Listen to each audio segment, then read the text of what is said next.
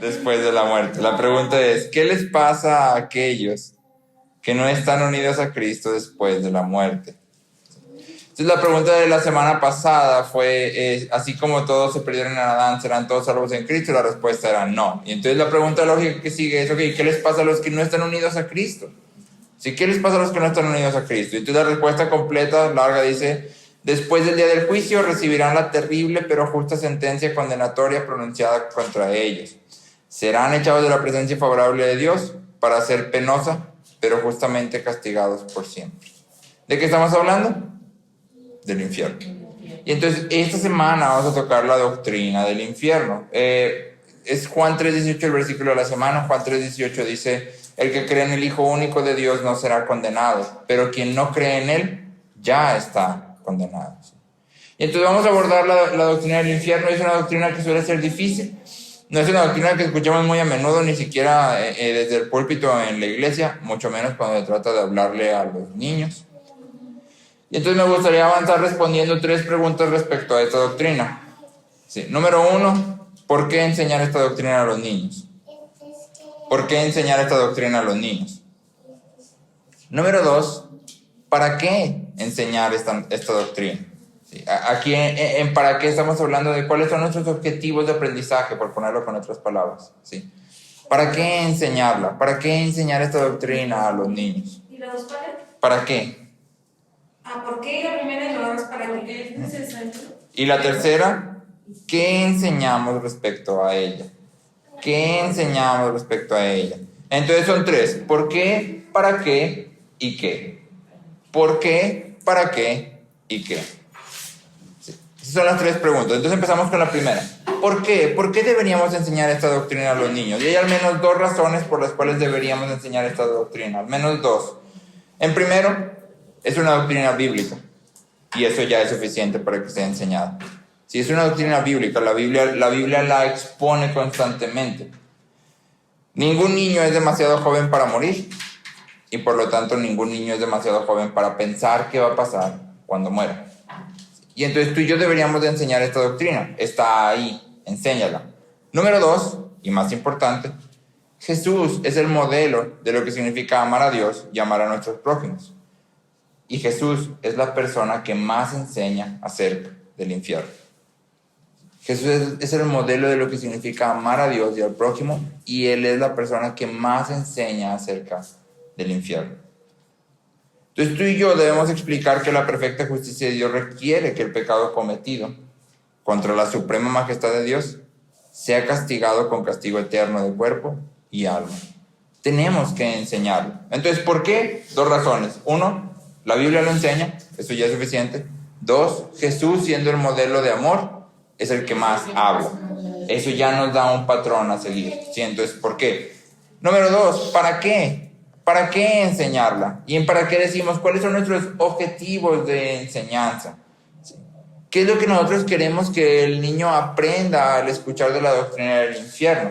Y esto es diferente al contenido de lo que vamos a enseñar aquí. Esto es diferente al contenido de la doctrina en sí mismo. Nuestro objetivo es distinto en cierta forma. Entonces, 5 cosas que queremos enfatizar. 5 cosas que queremos enfatizar al enseñar a los niños acerca del infierno. ¿Sí? Número 1, queremos enfatizar la grandeza y la gloria de Dios. Queremos enfatizar la grandeza y la gloria de Dios. Es muy fácil que tú y yo perdamos de vista lo majestuoso, lo grande, lo glorioso, lo hermoso, lo bondadoso y lo justo que es Dios. Pero Dios es quien ha creado el infierno. Y es su majestad, su gloria, su hermosura, su grandeza, lo que hace del infierno un lugar justo y entendible. A la luz de quién es Dios, tú y yo podemos decir, ok, el infierno tiene sentido. Sí. La razón por la que el infierno es tan terrible es porque Dios es tan grande que despreciarlo es tan malvado que merece un castigo terrible. La razón por la que el infierno es tan horrible, tan espantoso, es que Dios es tan grande que despreciar a Dios es tan malvado que merece un castigo terrible. Y entonces lo primero que quiero enfatizar es la grandeza y la gloria de Dios. Número 2, queremos enfatizar lo horrendo del pecado. Queremos enfatizar lo horrendo del pecado. La condenación eterna es el resultado de una vida de pecado. La condenación eterna es el resultado de una vida de pecado. Y por lo tanto es importante que los niños entiendan lo que el pecado es. Ya habíamos visto que es pecado. ¿Alguien se acuerda cuál es la definición de pecado? Así es, pecado es ignorar o rechazar a Dios en el mundo que Él ha creado, fallando en cero hacer lo que Él demanda de nosotros. Eso es pecado. Y cuando tú y yo vivimos así, el resultado inmediato es condenación eterna. Entonces el pecado es algo atroz porque te va a llevar a un sufrimiento eterno. Y los niños y tú y yo tenemos que ser conscientes de lo horrendo del pecado. Número 3. Queremos enfatizar la realidad del juicio final. La realidad del juicio final. Hebreos 9:27 dice, está escrito que los hombres mueran una sola vez y después de esto, el juicio. Está escrito que los hombres mueran una sola vez y después de esto, el juicio. Entonces, crecer con la convicción de que hay un momento en el que todos daremos cuenta de nuestras acciones le va a dar peso a nuestras vidas, ¿sí? Crecer sabiendo que todo lo que hacemos, todo lo que decimos, todo lo que pensamos incluso, un día va a ser juzgado, le va a dar sobriedad a nuestras vidas, ¿sí? Esto no es algo que tú y yo, sí, puedo vivir como yo quiera, no importa. No, vas a ser juzgado. Y eso va a traer a nuestras vidas un sentido de seriedad, de sobriedad, de peso. John Piper dice, los padres se preocupan demasiado de que sus hijos sean infelices por temor al juicio, cuando deberían preocuparse porque sus hijos sean felices sin temor del juicio. El juicio está ahí para recordarnos que todo lo que hacemos va a ser pesado por un juez justo. Entonces, 3, quiero enfatizar la realidad del juicio. 4, y en realidad este es como el centro de todo esto. Eso es lo que queremos enfatizar por sobre todas las cosas cuando enseñamos acerca del infierno. Si tú y yo queremos magnificar la cruz de Cristo. Al enseñar acerca del infierno, queremos magnificar la cruz de Cristo y la grandeza de su sacrificio, de su amor, de su misericordia, de su paciencia, de su compasión, de su poder. Queremos magnificar su autoridad sobre la muerte y el pecado. Cuando hablamos acerca del infierno, lo que queremos es presentar a Cristo y su obra. El remedio para el temor al infierno no es ocultar el infierno, sino revelar a Cristo y su cruz. Y eso es lo que tú y yo queremos hacer. Esa es la realidad terrible, es verdadera, es real, existe. Pero hay esperanza. ¿Sí? Deberíamos mostrar lo que Jesús logró en la cruz de manera tan maravillosa y gloriosa que opaque por completo el terror del infierno. Y entonces cuando tú y yo estemos enseñando de esto, por sobre todas las cosas lo que queremos hacer es magnificar a Cristo. Queremos magnificar a Cristo y su obra. Y número 5, pegado a esto, queremos enfatizar el medio para la salvación, no la condenación. Queremos enfatizar el medio para la salvación, no la condenación. Muchas veces caemos en el error, sobre todo hablando de cuando predicamos a gente más grande, de hablar del infierno de una manera que es tan terrible y horrorosa que estamos esperando que por temor al infierno la gente venga a Cristo. Pero el temor al infierno es una motivación débil, es una motivación mala, no es suficiente. Romanos 2:4, Pablo pregunta, ¿o tienes en poco las riquezas de su bondad y tolerancia y paciencia, ignorando que la bondad de Dios te guía al arrepentimiento? No es el temor al castigo lo que me trae a Dios, sino su bondad. Y lo que quiero entonces magnificar es su bondad, el medio de salvación. Sí, la condenación está ahí, pero el tema central de la Biblia no es el infierno, es la obra de Cristo. Y el tema central de mi exposición bíblica, de mi predicación, de mi mensaje debe de ser la salvación de Cristo. Sí, hay condenación, pero ese no es mi tema central. Mi tema central es Cristo y su obra. ¿Sí? Entonces, 5 cosas que queremos enfatizar. Número 1, la grandeza y la gloria de Dios. Número 2, lo horrendo del pecado. Número 3, la realidad del juicio final.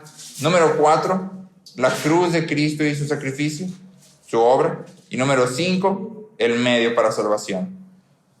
Y por último dijimos que íbamos a contestar la pregunta, ¿qué enseñamos? Ok, ya sé qué es lo que quiero que ellos tengan claro. Y ojo, porque aquí el contenido es distinto de mi objetivo. El contenido me debería de llevar al objetivo. ¿Sí? Lo que voy a enseñar respecto a la doctrina del infierno me debería de llevar al objetivo. ¿Sí? Pero el contenido es distinto del objetivo. Entonces, ¿qué enseñamos? ¿Qué deberíamos de decir? ¿Cómo deberíamos de decirlo? Entonces, te voy a dar 3 cosas que deberíamos de enseñar y 2 consejos. 3 cosas que deberíamos enseñar y 2 consejos. 3 cosas que la Biblia nos enseña sobre el infierno de manera tajante, sin dudas. Número 1, es real. El infierno es real.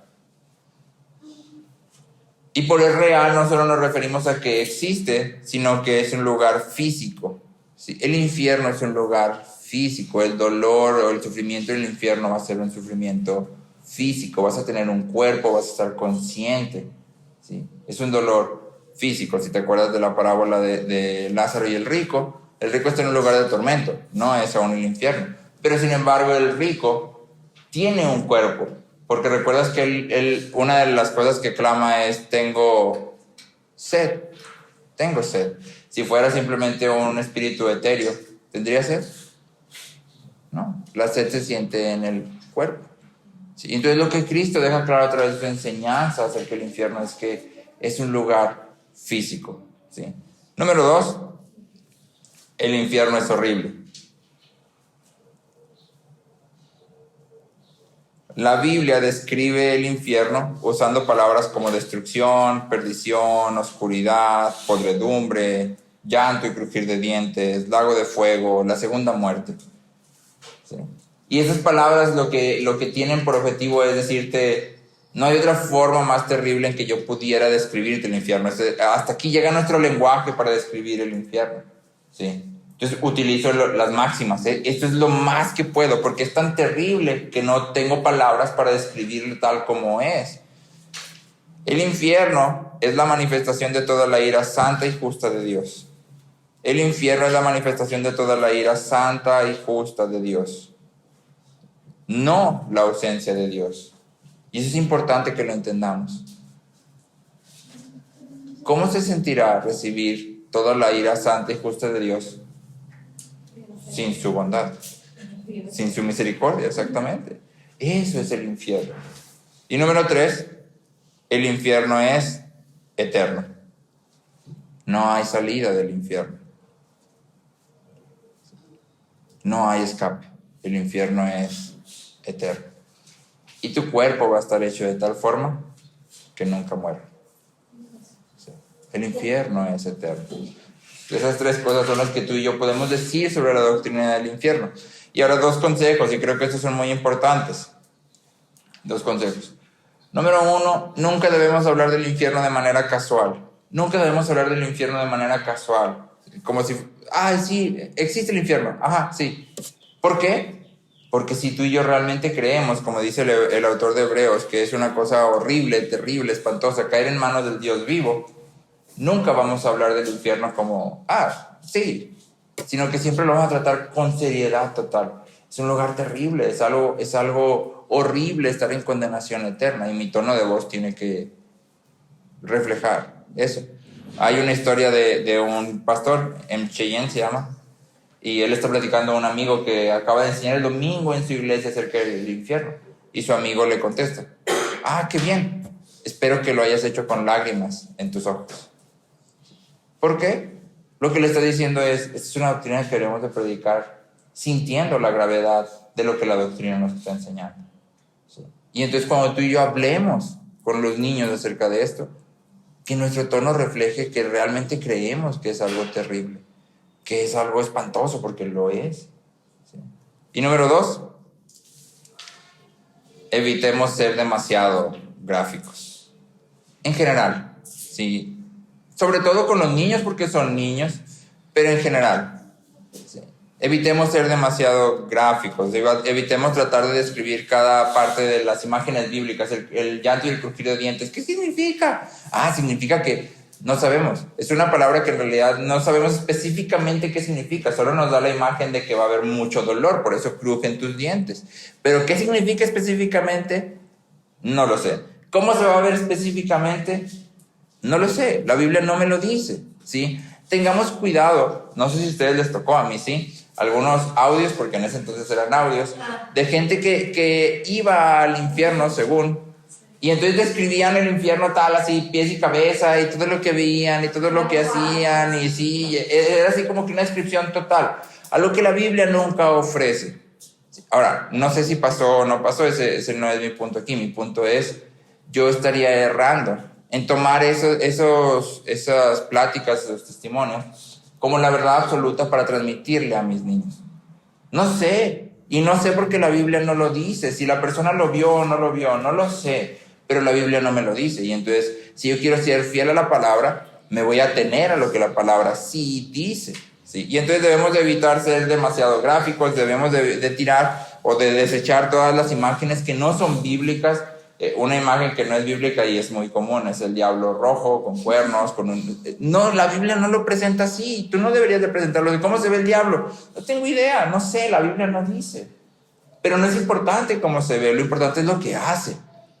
¿Sí?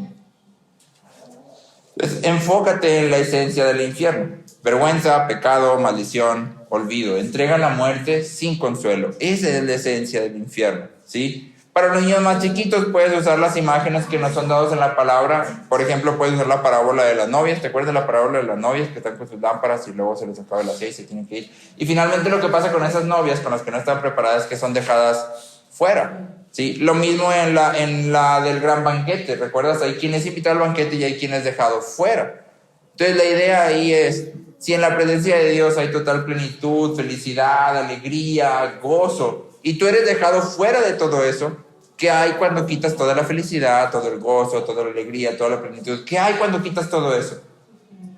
Sufrimiento, vergüenza, olvido. ¿Sí? Puedes utilizar esas imágenes, no tienes que correr directamente y es un lago de fuego en el que el gusano de... No es necesario. ¿Sí? Atiende a la edad de tus niños. Sé sensible, sé sobrio y no pierdas de vista el objetivo. El objetivo de todo esto es magnificar a Cristo por sobre todas las cosas. ¿Sí? No lo pierdas de vista, no. Muy seguramente los niños van a querer seguir el camino de, sí, pero ¿y qué les pasa, mis? Sí, pero ¿y cómo va a ser? ¿Por qué? Porque nos llama, o sea, es algo que todos tenemos la curiosidad de saber, pero tenemos que ser sobrios. No sé, la Biblia no dice específicamente, sabemos algunas cosas, pero lo más importante es que tú entiendas que es toda la ira de un Dios santo. Y ya eso en sí mismo ya es algo que debería de causarnos temor. Pero lo más importante es que hay un medio de salvación, hay un redentor. ¿Sí? Entonces tratemos de empujar a los niños por ese camino.